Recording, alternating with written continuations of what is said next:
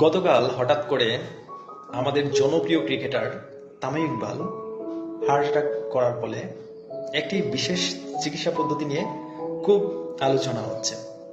CPR, cardiac arrest হলে CPR দেওয়াটা খুব জরুরি। এখন সবচেয়ে গুরুত্বপূর্ণ যে বিষয়টা হলো, আমাদের উপজেলা স্বাস্থ্য কমপ্লেক্সে সিপিআর দিতে গেলে চিকিৎসকরা অনেক ভয় এবং আতঙ্কের মধ্যে থাকেন। কারণ সিপিআর দেওয়ার পর রুগী যদি সুস্থ না হয় তাহলে ডাক্তারের তো 12টা বাজবে।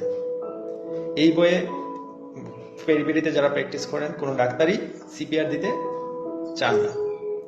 এখন সিপিআর যেহেতু একটি জীবন রক্ষাকারী চিকিৎসা পদ্ধতি, সেই ক্ষেত্রে এই সিপিআর শিখাটা হচ্ছে প্রত্যেকের জন্য জরুরি। সিপিআর শিখে রাখতে পারলে আমাদের চারপাশে অনেক সময় অনেকেই হার্ট অ্যাটাক করেন, তো সেই সময় যদি এই প্রাথমিক চিকিৎসাটুকু করা যায় অনেক বিপদ থেকে বাঁচা যাবে। এবং হাতের কাছে ডাক্তার না পেলে যদি কেউ নিজে থেকে উদ্যোগ নিয়ে এটা করতে পারেন, তখন রোগীর জীবন অনেকটাই বেঁচে যেতে পারে।